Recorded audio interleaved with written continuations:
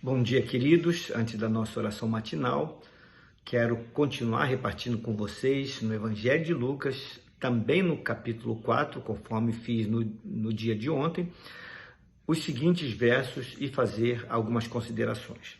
Verso 16 a 21. Indo para Nazaré, onde fora criado, entrou num sábado na sinagoga, segundo o seu costume, e levantou-se para ler. Então lhe deram o livro do profeta Isaías, e abrindo o livro, achou o lugar onde estava escrito: O Espírito do Senhor está sobre mim, pelo que me ungiu para evangelizar aos pobres, enviou-me para proclamar libertação aos cativos e restauração da vista aos cegos, para pôr em liberdade os oprimidos e apregoar o ano aceitável do Senhor. Tendo fechado o livro, devolveu-o ao assistente e sentou-se. E todos na sinagoga tinham os olhos fitos nele. Então passou Jesus a dizer-lhes: Hoje se cumpriu a escritura que acabais de ler. Meus queridos, Jesus, como de costume, ele ia aos sábados nas sinagogas para participar das reuniões ali e da prestação de culto comum aos judeus.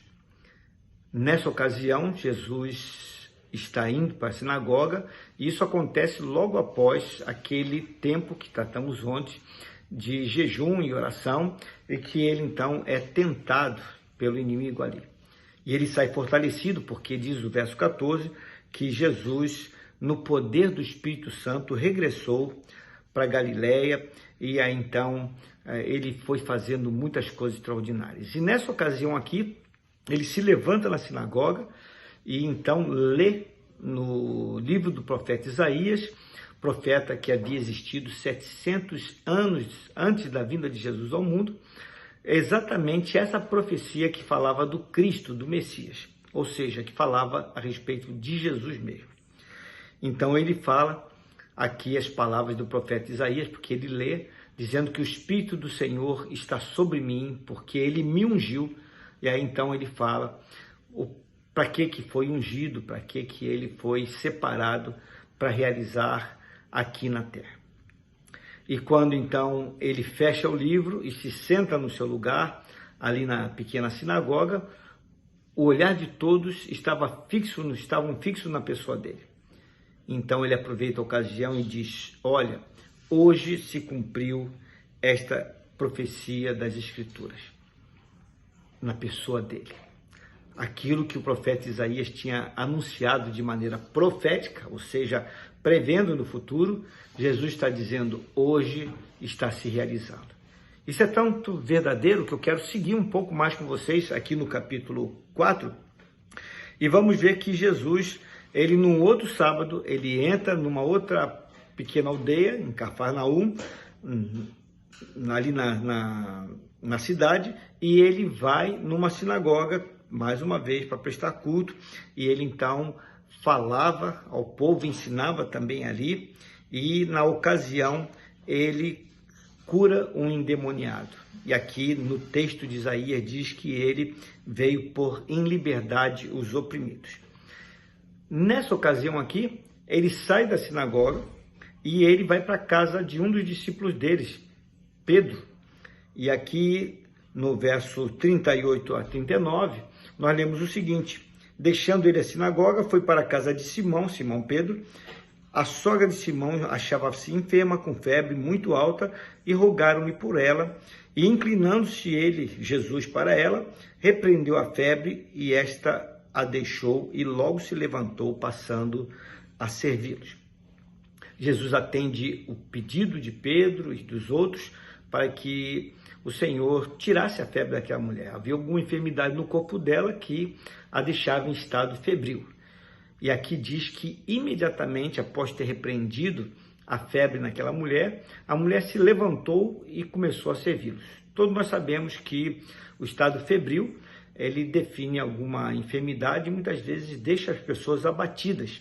Mas essa mulher aqui foi curada da enfermidade, porque ela não apenas teve a sua febre cessada, mas também já se levantou disposta para servir a ele e as pessoas que estavam juntamente com Jesus.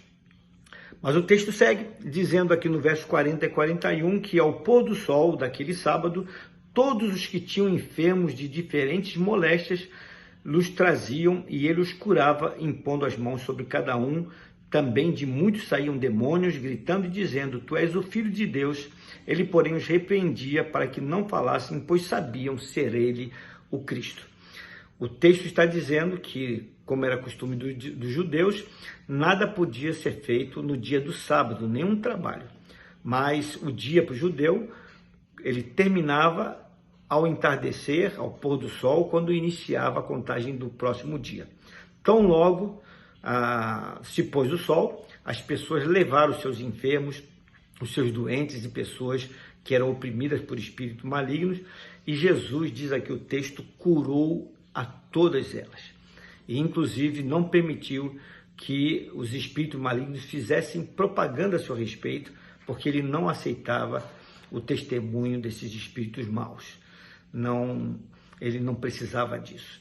E aqui está dizendo que Jesus curou a todos de maneira distinta. E aí então eu volto para o texto que lemos. Jesus disse: hoje se cumpriu esse texto, essa verdade bíblica, depois de 700 anos após ter sido profetizado. O Espírito do Senhor está sobre mim, pelo que me ungiu para evangelizar aos pobres, enviou-me para proclamar libertação aos cativos e restauração de vista aos cegos, para pôr em liberdade os oprimidos e apregoar o ano aceitável do Senhor. Jesus inaugurou esse tempo e ele continua fazendo isso, libertando pessoas oprimidas, curando doentes, proclamando o ano aceitável do Senhor, fazendo coisas extraordinárias na vida de todos aqueles que se aproximam dele por fé. Que possamos entender essa verdade e buscar de todo o nosso coração. Vamos orar? Senhor amado, obrigado por esses versos tão preciosos contidos aqui no Evangelho de Lucas, que mostram que a profecia do profeta Isaías cumpriu-se na pessoa de Jesus, o Cristo de Deus, e que o Senhor veio para libertar os cativos, os oprimidos, a pôr em liberdade aqueles que estavam vivendo aprisionados, mesmo na alma. O Senhor veio dar vista aos cegos, o Senhor veio fazer coisas extraordinárias, tudo isso para chamar a atenção para a tua própria pessoa, para que todos entendessem que o Senhor veio trazer o ano do Senhor, ou seja, o Senhor veio trazer a tua própria presença, a era de Cristo, e que muitas vezes as pessoas têm desprezado isso, sobretudo nos dias de hoje. Abençoa todas as pessoas que estão ouvindo essa meditação e que estão partilhando dessa oração, para que nós possamos abrir os nossos ouvidos, o nosso entendimento e aceitarmos de fato essa verdade sobre as nossas vidas. E assim recorremos ao Senhor, não apenas para termos cura, para termos libertação das coisas que nos oprimem, mas sobretudo para aceitarmos o Senhor como Senhor e Salvador de nossas vidas, porque isso é a coisa mais significativa e a decisão mais importante que devemos buscar para o nosso viver. É a oração que eu faço a Ti, no nome santo de Jesus. Amém. Meus queridos, tenham uma abençoada terça-feira. Fiquem na paz do Senhor.